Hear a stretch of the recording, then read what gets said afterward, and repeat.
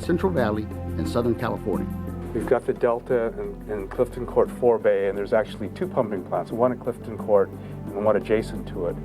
And these are the pumps. These are pumping stations that are pumping water from here all the way up the valley and down. In some cases, I think that the California Aqueduct, which is the state water project, goes down to San Diego. So it's traversing the whole valley. Here's where human behavior becomes even more of a factor. Each time we use water to cook or to clean, we concentrate salt into our wastewater. In the Central Valley, every time a farmer irrigates a crop, more salt ends up in the runoff. In these situations, the wastewater may be applied back into the land where it migrates into the groundwater, or it may discharge into our rivers. Whether it's in our soaps, in the way we wash our cars, in the way we wash our bodies or our clothing, in the foods we eat. And it's not just an agricultural issue, it's not just an industry issue. It's something that all people contribute to through their normal use of water, through their everyday activities. We talk about carbon footprint these days, but we also have a salt footprint. So that that's part of what mankind leaves, is a saltier environment than before. In some places, San Francisco and parts of Los Angeles, for instance, salt has outlets to the ocean, but in many areas of the valley, it has no way out. The natural outflow, namely the San Joaquin River, is not flowing at the rate that it used to. In fact, in some parts, the riverbed actually is dry at present. So you have salt coming into the valley with nowhere to go. So it accumulates, it builds up over time. How much salt are we talking about? To give you some perspective, imagine 40 railroad cars filled to the brim with salt. That's how much experts say is rolling into the western San Joaquin Valley alone every day. Here's another way to look at it. Imagine 11 semi-trucks per hour coming into the valley and dumping salt on the ground. 250 tons per hour of salt are being imported into the valley. It all creates a tremendous salt imbalance. 15 million tons of salt are brought into or mobilized in Central Valley's waters each year. And since the 1970s, salt levels in the southern San Joaquin River have doubled. Now, the million-dollar question becomes, what do you do with all that salt? Do you truck it out, build a massive drain, convert valuable farmland into giant salinity dumping grounds? Wherever the solution lies, one thing is certain, it's going to be expensive. And if we salt this valley up, as we have started to do, as other parts of the world have been salted, we're going to find that we cannot have the same economic benefits that we might have otherwise. The value of water depends a lot on its quality. If water is sufficiently salty, it can't be used for very much, so therefore it's not inherently valuable. The sheer magnitude and complexity of the problem has members of the California Regional Water Quality Control Board in Sacramento extremely concerned. In an effort to develop a valley-wide salt management plan, they've mobilized a salinity task force, consumers, farmers, industry, city, and county water agencies, all who use water from the valley. History may provide insight to what our future could hold if we ignore salinity. Water Board members have a warning. Our fertile Central Valley landscapes could soon resemble that of Iraq, a land which centuries ago thrived like our Central Valley until salt took over. This was an area in the Middle East that was the basis for much of the arts that we enjoy now. Mathematics were developed there, largely because they had such good agriculture. It was called the Fertile Crescent. What was fertile was the soil. The region was known as Mesopotamia, an arid desert where master planners gathered to construct an intricate system of aqueducts. These canals carried water from the Tigris and Euphrates rivers inland. It was a feat of agricultural engineering at the time. Now we see pictures frequently of that same Fertile Crescent area. But we don't recognize it as the life spring of arts and culture. We see it as some of the most problematic areas of the Middle East. This is Iraq. And we don't think of that as an agriculturally fertile area anymore. We overuse the soil there.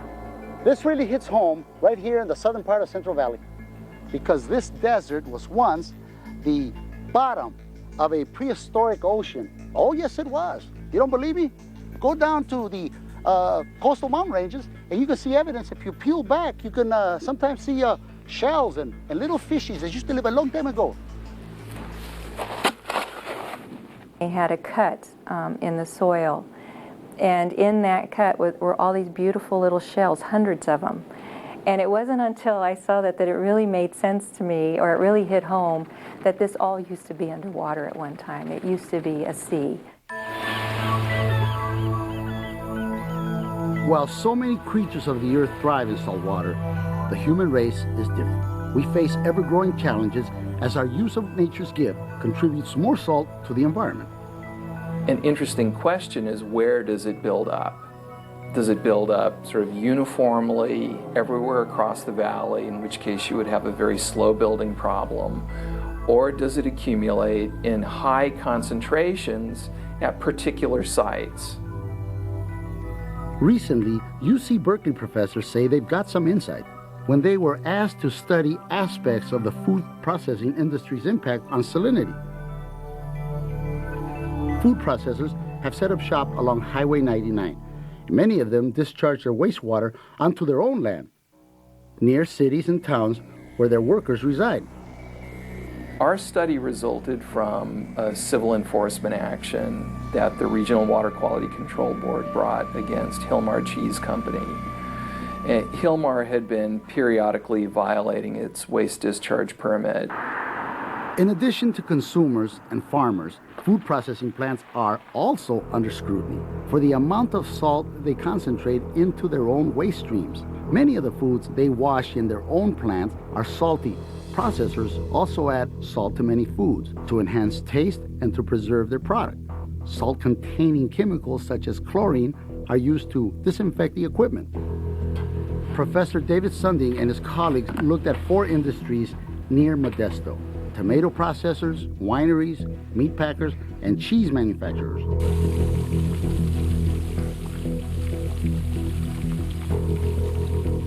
Compared to the process of irrigating agriculture, Dr. Sunding says that food processors are low on the list of salt contributors overall.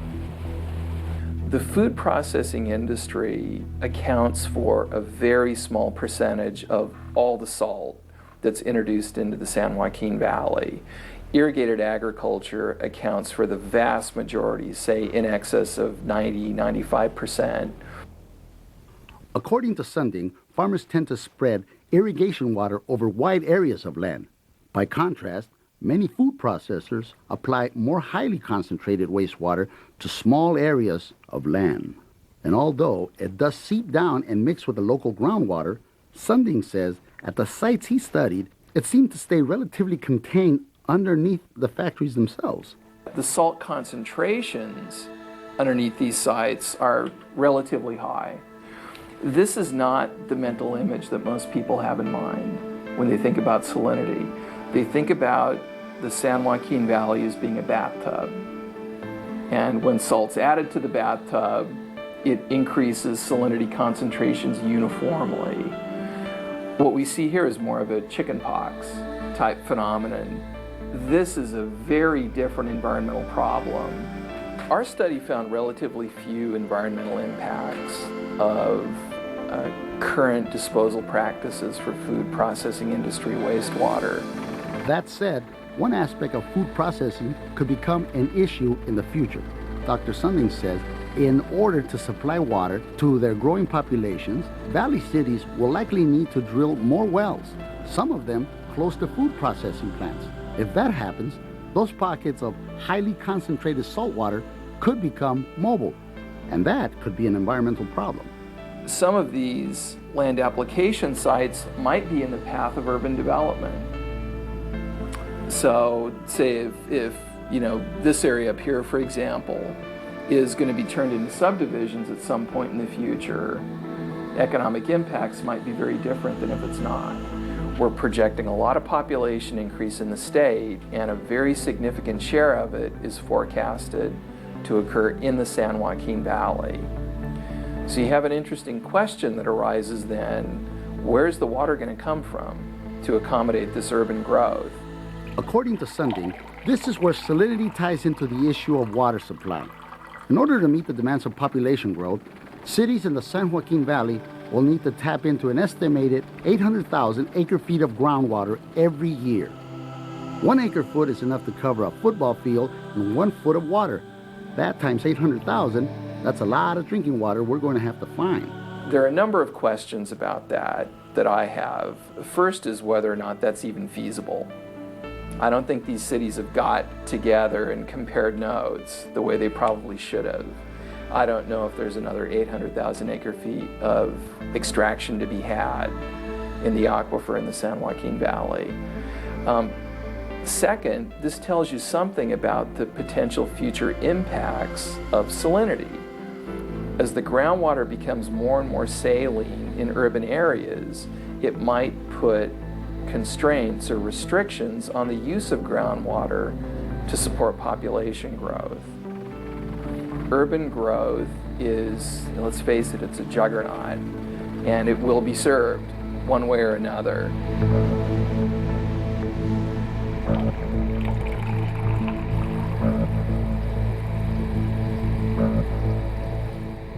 Although salinity does affect our drinking water, it has another effect.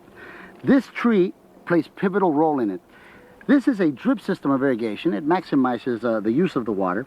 This tree evapotranspirates water. That means it sucks up the water and evaporates it, leaving the salt. Now, that wouldn't be a problem if we can wash the salt away. But the problem is that a few feet below me, there is a bed of clay. And this clay is not an ordinary clay. It's very hard, non-porous clay, thus trapping the salt right here in the soil. After a few years, more salt, less fruit, eventually no fruit, no tree, no life. That's the problem. We have what's known as hard pan. That's a very, very hard layer of dirt, of clay, so that when we try and dig in our gardens, you go down about 2 feet and you come into this, it's like cement. And you just about have to use dynamite to break through it. In the San Joaquin Valley, we have something similar called Corcoran clay. It creates a perch water table, a situation where water becomes trapped just below the surface, above that thick layer of clay. As farmers add more irrigation water to the land, the perch water table rises, bringing that salty water up into the crop's root zone. I mean, even anybody who grows a plant in a flower pot, that's why there's a hole on the bottom, so that you can add enough water so that the salt actually comes out of the bottom and doesn't keep building up. Salt-impacted ground won't even germinate a seed, let alone grow a crop. One question that comes to mind is, how much salt does it take to affect a crop? This has been on the mind of Amy Kroll, a concerned citizen of Salinas and a science fair whiz kid. Much of the nation's lettuce actually comes from the Salinas Valley, so it's definitely an important crop here. Worried about her community's food supply, Amy designed what would become an award-winning science fair project, investigating what happens when you try to grow lettuce in different concentrations of salt water. The salt that I used was just regular table salt, you know, that you would put on your French fries or something. I've got my salt shaker here. Using a control of distilled water, Amy carefully tracked germination and growth rates in butter crunch and romaine lettuce sprouts.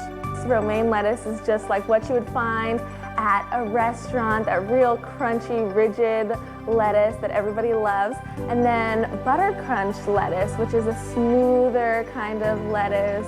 This is the amount of salt that I used in 1 whole liter of water to have my most highly concentrated amount of salt. So this is not very much salt. So just a little bit of salt was added, and it dramatically stunted the growth of my lettuce plant. I am concerned about salt in our agricultural fields and what's going to happen to my salads that I love.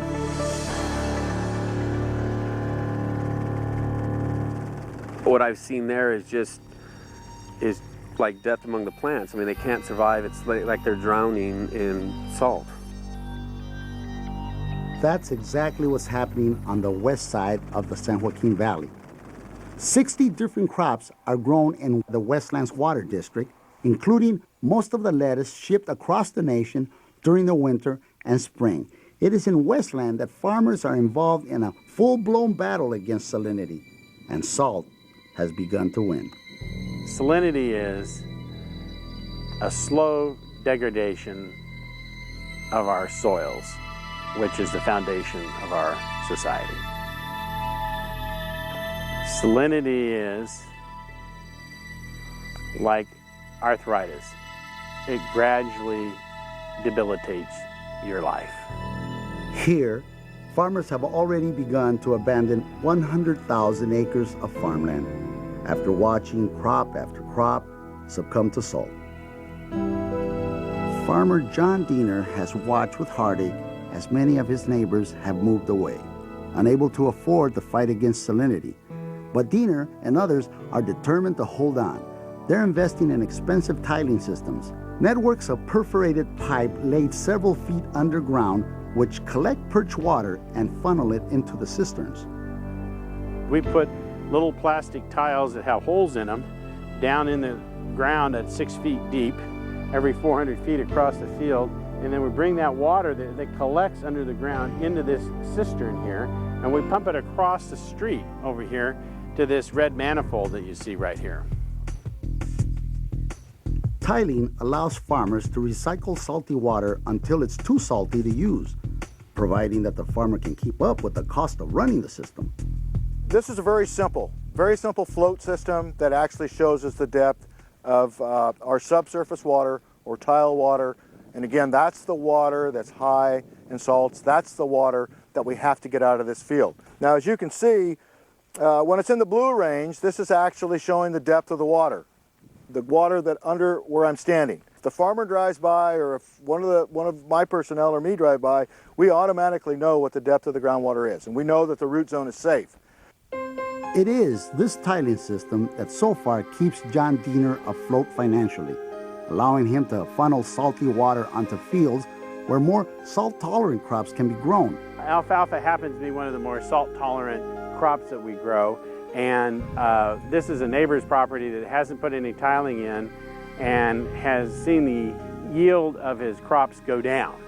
And so what we have out here in this brown area and straight out, as you see, is there's no alfalfa growing there, and that's because of the salinity of the soil has gotten to a point where it's no longer possible for the alfalfa to grow. It's a ticking time bomb. If we don't address the problem ultimately, and by that I mean within a few decades, there will be large areas of Westlands Water District that go out of production and will no longer be able to produce crops.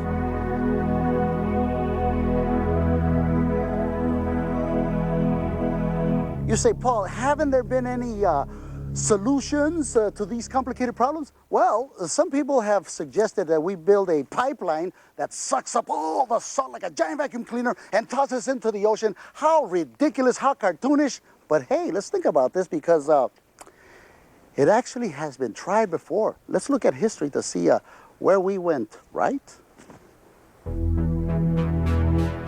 The salinity effects of the irrigation water on the land actually were known about back in 1930s when my folks came to farm in this area. And they have known for a long time that certain areas were more salt prone or salinity prone than other areas. What the farmers would tell you is that provision of drainage service, a long-term solution to the salt problem, was part of the deal. They were told, come here, make an investment in the land, and we, the federal government, will provide you water supply. We will also take care of the salt. And they have, of course, failed to live up to the second half of that bargain. Just over 4 decades ago, Congress recognized that a Master Valley salt water drain was in order. The Department of the Interior joined forces with the state of California, and construction began in Fresno County on the San Luis Drain. It would send the farm water, untreated, straight to the Delta, an idea that came back to haunt everyone involved, with serious and unintended consequences. The valley gently slopes downhill towards the Delta, so it would be a relief valve, essentially, for that shallow groundwater. They had designed a drain line to bring the salty water out and put it in the ocean where it belongs, but that never got built. Crews got as far as 85 miles, to the edge of the San Joaquin River, when disagreements over funding and environmental opposition brought construction to a halt. People in the Bay Area and in the Monterey area, in the San Luis Obispo area said, wait a minute, we don't want your problems coming over here.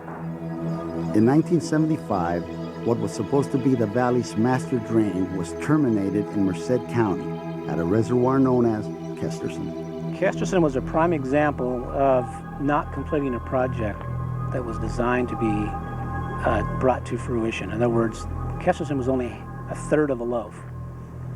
It was not designed to be a terminus reservoir. It was designed to be a regulating reservoir to time the flows of the tile drainage into the Antioch area in the Delta to go coincide with the tides. We had this 85 miles of drain sitting there, and some of in these lands that we've been delivering irrigation water to now for over 10 years, we're starting to develop the problems that were expected. Shallow groundwater, salt in the root zone. So the Bureau of Reclamation permitted some of the farmers in Westlands to hook up to the drain and carry that water to Kesterson Reservoir where it would evaporate. It was thought that the farm wastewater would help to add some wetland habitat for wildlife, but when the untreated water was funneled in, it brought with it an environmental disaster. We encountered that nasty little beast, which is an element called selenium, quite different from salinity. Selenium is a mineral. It occurs naturally in soils here in the Central Valley. And like salt, it has positive and negative effects. For example, selenium is used in the treatment of cancer. But selenium, in very small amounts, can have a devastating, deadly effect on migrating fowl. These birds that come from far away are passing through to go to wherever birds go. Don't go any further when they run into our selenium. For thousands of birds flying over the valley, Kesterson Reservoir must have gleamed like a giant mirror, signaling an ideal place to land. They don't know whether it's salty, they don't know whether it's clean water, they don't know what's there, but then they investigate. And of course, if it is something that they like, if there's something there for them to eat, well then of course they go there and then they attract other birds there. We had farmers, duck hunters in this particular case, complain that there was something going on in the grasslands. They weren't sure what it was, but they were seeing dead birds. U.S. Fish and Wildlife biologist Felix Smith was one of the first on hand to witness the nightmare. Under normal conditions, a marsh is full of noise. The birds are chirping, the ducks are quacking, the bullfrogs are making all kinds of blowing their horns, so to speak, and there are a lot of birds. We did not see a lot of birds. We did not hear a lot of sound, and the water was eerie. It was clear but eerie, and we were wading around in water that was 4 to 5 feet deep, looking at various nests. We came upon this one, and I yelled out, "Oh, found something over here." Smith and his fellow biologists found severely deformed birds, chicks with misshapen beaks, malformed wings, oversized heads, all signs that something had gone very wrong.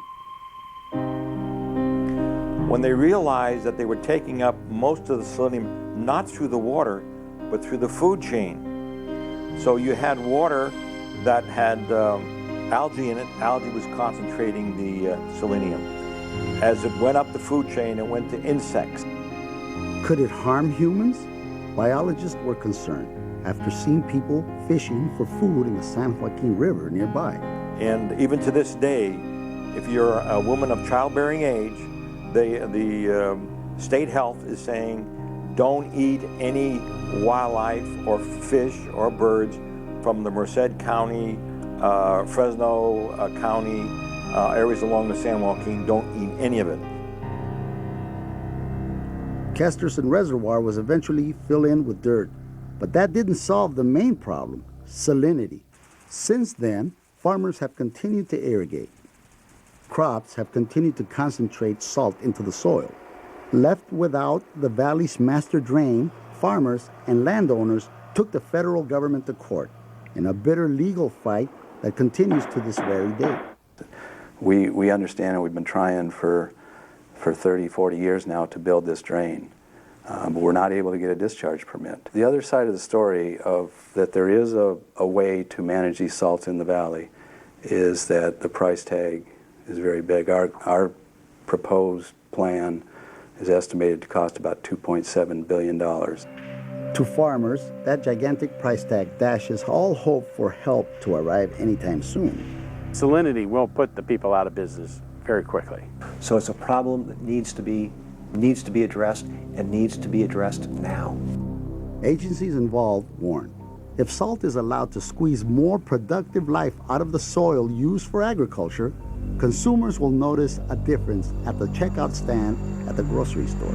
One of the first signs that you would see is when you go to the supermarket to buy food. Not only in terms of the cost, but the quality of the food that is available. The people of the state of California have to make some fundamental decisions. One of those is whether we want to preserve agriculture in the state of California. If the choice is yes, then we need to make some very fundamental changes about how water systems operate and how we manage resources. If we don't want to preserve agriculture, that's a choice that may be perfectly legitimate. For those of us who are interested in an agricultural preservation, well, the debate is twofold. It's the so-called in-valley solution as opposed to the out-valley solution. Now the out-valley solution would be, for example, like something we've tried before, to build a drain that goes all the way to the ocean. Only this time we would also filter selenium. That may be an option for the western part of the valley in the San Joaquin River Basin. But because of geological differences across the valley, those who live in the south find themselves in a quite different predicament. It's a closed basin, so all of the water running off from all of the higher ground levels all flows down into the historical Tulare Lake bottom. And that water runoff carries salt with it, and so salt has accumulated over thousands of years. And the central part of the lake bottom contains between 200 and 400 tons of salt per acre in the top 20 feet of the soil. So for us to remove it, say to the ocean or to a river, say the San Joaquin River into the delta, we would have to actually pump it and lift it a number of times to get it out of the valley. So we're forced to deal with our problems within the local region that we live in.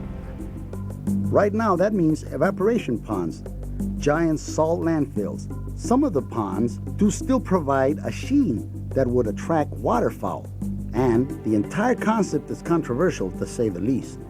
You can build evaporation ponds, and the salts accumulate there, and then what happens? You turn them into, Superfund sites or something because of the quantity of potentially toxic material that accumulates.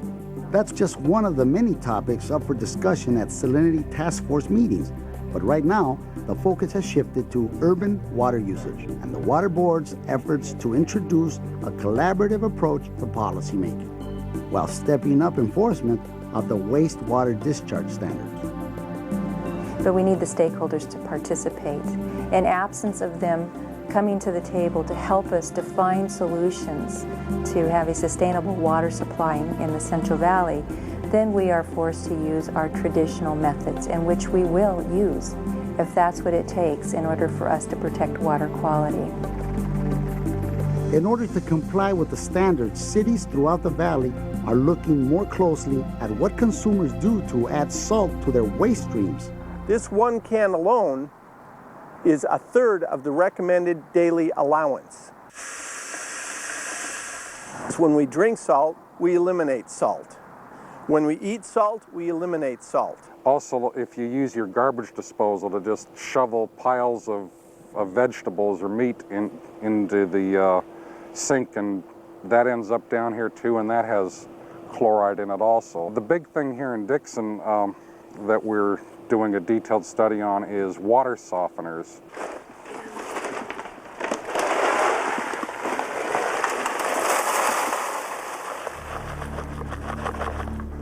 This is salt, sodium chloride. It's exactly the kind of salt that's used in home water softeners. It's also found on your grocery shelves, used to make ice cream. We found that about 40 of these bags of softener salt per day come through this pipe and end up going into the groundwater. While some cities discharge salty wastewater into rivers, others, like Dixon, apply theirs to the land.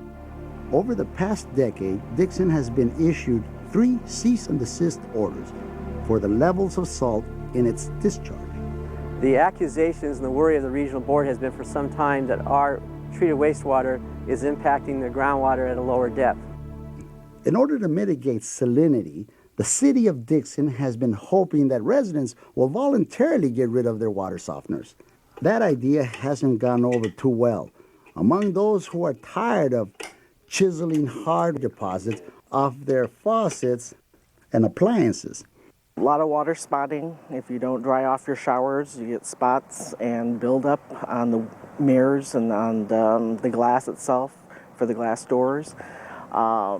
It's an actual film that's kind of a gray-white that just covers everything. Janice Beeman is one resident that is willing to invest in a new high-tech $3,000 softener that uses charcoal instead of salt. But with so many others determined to hang on to their old softeners, the city asked residents for $40 million to move the wastewater land application site to a new location naturally saltier than the current one. Many residents viewed it as a Band-Aid solution at best. And when they learned that it would increase their utility bills from $15 to $40 per month, voters shut it down. I voted no on the proposal, and I wasn't pleased with the rates they are charging us for the water. That it wasn't a gradual increase, it was a bam boom 50% or whatever the percentage was right now. And I just thought that was kind of crazy. By repealing our increase, we've not been able to go forward with the improvements. Was the public educated properly? After paying a $220,000 fine for violating water board enforcement orders, the city of Dixon is still having to pay for its salinity problems. Every community that goes in to start raising rates are going to be challenged if they don't understand really why the rates are going up and what projects are being basically conceived to deal with the salinity problem. We are concerned that we became the poster child. The people who will ultimately pay for us to ensure we have a sustainable water supply and that our wastewaters are not impacting our water quality will be the ratepayers, you and I, having to pay and be willing to pay an increase. Before they dig into their wallets, Dixon taxpayers want proof they're actually causing the problem. There are questions about one of the main ways salt is measured, the electroconductivity test, which may not be able to distinguish salt from sugar or other substances in their wastewater. An example would be vitamin C is not salt, but if you take a teaspoon of vitamin C and put it in a cup and take a teaspoon of salt and put it in another cup with some water and mix them both up, their ECs are both going to be very high. One is full of salt and one isn't. There are also questions about whether salt is leaking into Dixon's groundwater from other locations. Crews are drilling down to collect samples from the intricate web of groundwater sources. Pinning down answers is a challenge. The salt content changes dramatically over very short distances. I mean, it's not like over yards or feet, but literally if you take a stone and throw it, you can get a completely different answer on what is below the ground at that point as far as salt in the water compared to what is over here. It leads to the question, how important is a city's choice of source water? Farmers outside of Dixon say it can make all the difference. When they switched sources and started pulling water from Lake Berryessa, it dramatically improved the salt levels in their soil. Another example farther south, the city of Tracy is taking steps to pump less groundwater and pull more surface water from the Stanislaus River. And that's begun to improve salinity levels for that entire community. We put in 40 miles of pipe and the water is delivered to Tracy. That is all of the water we can probably obtain from the Sierras. So other sources have been the Delta. So we have purchased water in the Delta, expanded our potable water treatment plant, and are processing that water and delivering it to our customers. The changes have all come at a steep price, $102 million to be exact. And even though Tracy residents are footing the bill for higher quality drinking water, their wastewater still flunks environmental standards for salt discharge into the river, partially because the Delta water still has some salts in it. Whenever the Delta is out of compliance, it's impossible for us to be in compliance, which is very difficult. They're spending millions and millions of dollars to improve their treatment processes, but the current treatment processes that are available will not remove the salts. Once salt gets into water, it is difficult to get out, to say the least. But there is a process. It's called reverse osmosis. This is where you take ocean water and you make it drinkable. It's been used in many desalination plants all over. One of the cities that's in the cutting edge of this technology is in California. Well, actually, it's a community of cities that could truly be called salinity progressive areas.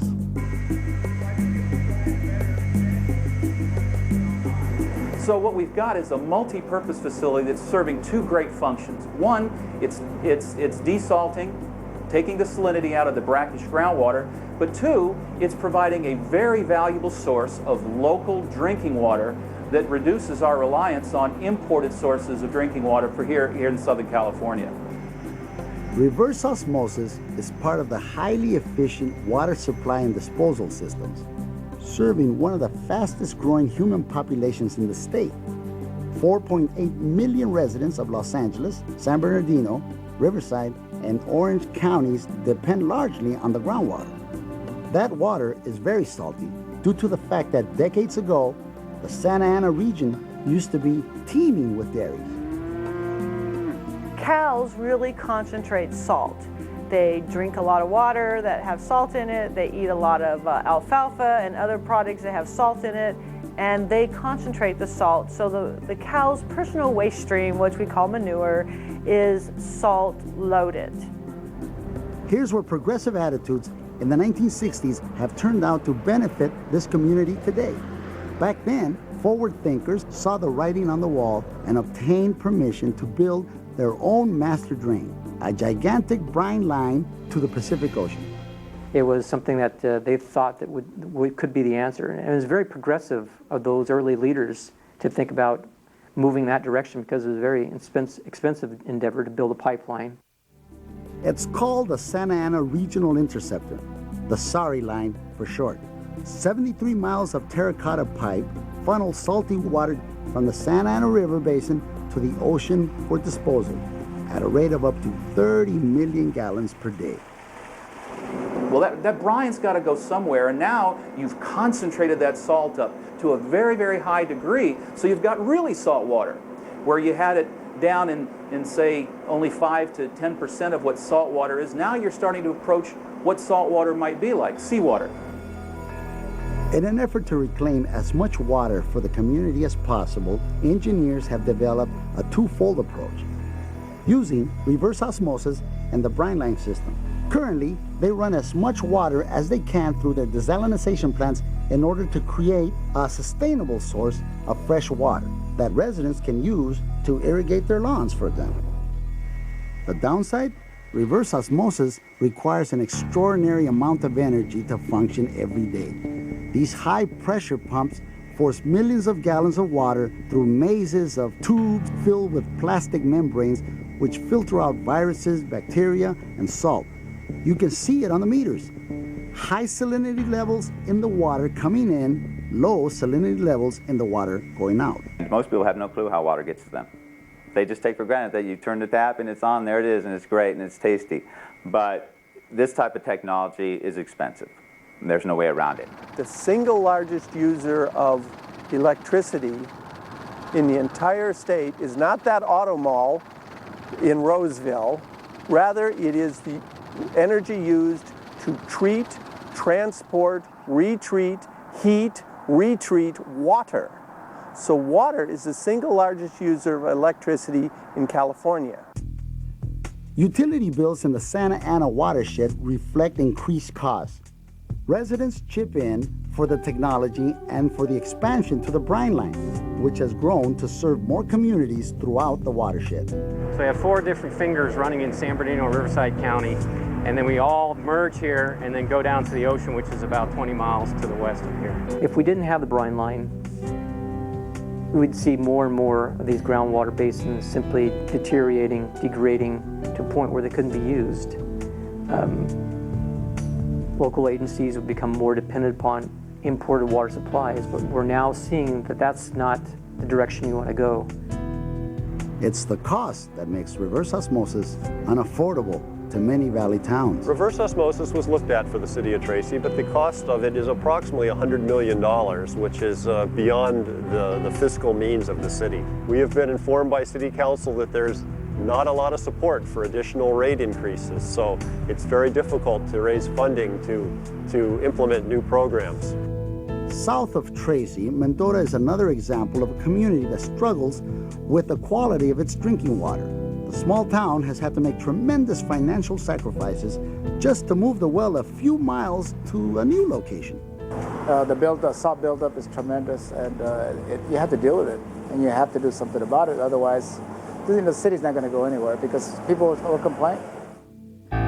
Looking at the big picture, the Bureau of Reclamation is now proposing an in-valley solution. It would bring reverse osmosis plants to the valley and send resulting brine to evaporation ponds. Farmer John Diener worries that the $2.6 billion price tag will cause even more delays. I had an idea. I thought we could handle this on-farm. So we developed the integration on-farm drainage management system, which you see here today.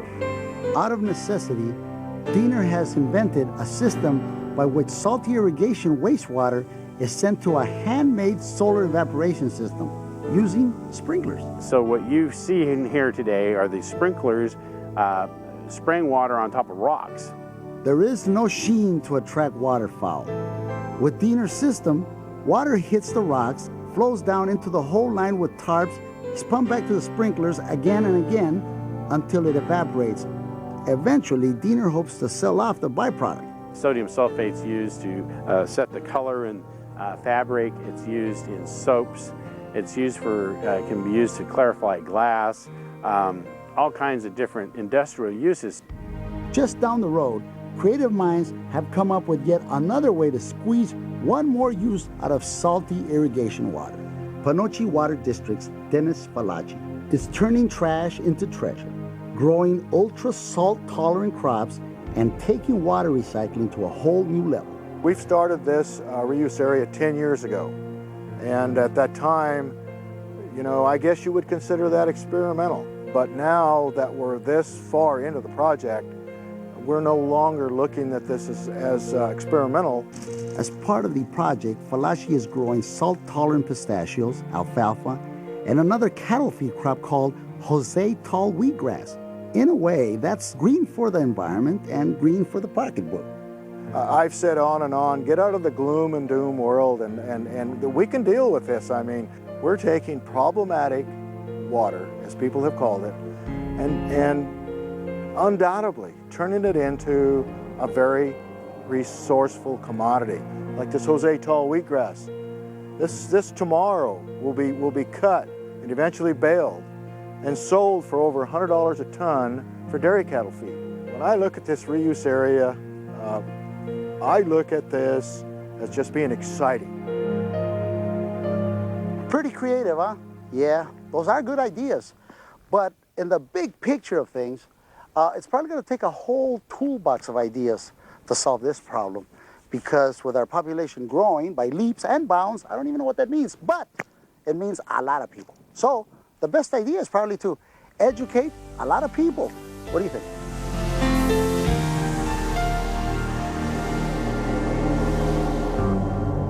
Fresno is one valley community that has seen a rise in the salt flowing from homes and businesses into its wastewater treatment plant. Lab workers believe much of its salt comes from cleaning products people use. When you consider that there's 500,000 people in the city of Fresno served by us out here, yeah, there's a tremendous amount. I don't believe people are that aware. Educator Rosa Laustags is on a mission to inform residents that small changes they make in their daily lives can make a big difference. Sure. Well, we welcome you to take a look at our products. Salinity is a very, very hard concept to grasp because we don't see it, we don't feel it. Just about everything that you do that uses water will add some salt to it. Do you use liquid detergents or do you use powder types? I would recommend liquid detergents because they are less impacting to the environment. According to Fresno lab workers, powder soaps tend to have a higher electroconductivity level than liquid soaps. Liquid products are definitely outperforming the solid products in having a lower salt content for the amount of soap that you're getting into your system. I had selected some products based solely on convenience or price, not understanding that that is going to impact our water table and the salt that's going into it. Fresno educators say it's all about source control. Anytime you can stop salt-containing products from going into the wastewater, it will help. So their advice is to go dry. In the laundry room, switching from liquid softeners to drier sheets can make a difference. So can choosing to use a broom instead of a soap-coated wet mop. And outside, cutting back on fertilizers will cut down on the amount of salt you may be sending into your home's waste stream. For my daughter, I want her future to hold a water supply that is consistent and sustainable and safe. If we don't have water, we don't have life. We don't have food to eat. We don't have clothes to wear. And that's going to be very important to her future. So I will do whatever I can here in the now and in today to protect that for her future. Some concepts are more readily accepted than others. That old point of contention, water softeners, still has many households split down the middle. We have to have a water softener. If we don't have a water softener, really bad things happen to our pipes, to our dishwasher. In fact, we just got a dishwasher. What's more important, having soft water and taking long showers, or eating your dinner, eating your lunch? What's more important? You have to have your food. And I would personally rather have a lot of crops and food to eat than to take long showers in soft water. What happens if we continue to ignore the salt problem? According to a UC Davis study, hundreds of millions of dollars in damage to pipes, pumps, water heaters, and other equipment, not to mention lost farms, lost jobs. Researchers say that salt, the commodity that drove old economies around the world, could become $1 billion factor for the Central Valley over the next 20 years. We are slowly beginning to realize that it doesn't make sense. In fact, it's not even possible to deal with individual environmental issues. Salt, availability of water for human needs, the climate, energy use. So what we're going to have to do is look at more holistic solutions. And as a complex debate over solutions continues, as the conflict between nature and man builds, will Californians make the connection between their activities and their contributions of salt to their own water supply? I like the public to be involved in understanding what the interrelationship is to salinity, water supply, and how we can manage it if we're committed to do that. There's a real value in being able to treat that water and protect it so that tomorrow our children and their children will have water available to them. And we have to come together and find solutions that will work for each unique situation. If we do that, I believe we can find solutions that will manage the salt and protect our civilization.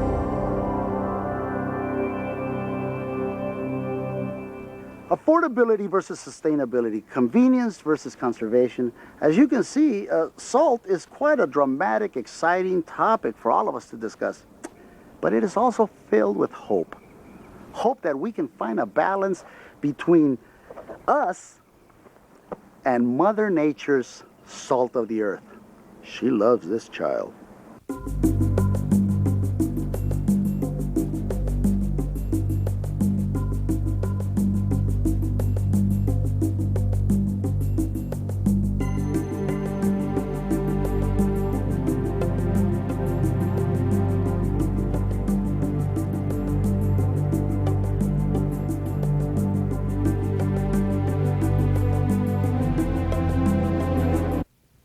Funding for this program is provided by the Water Education Foundation through additional assistance from the State Water Resources Control Board and the California Water Institute.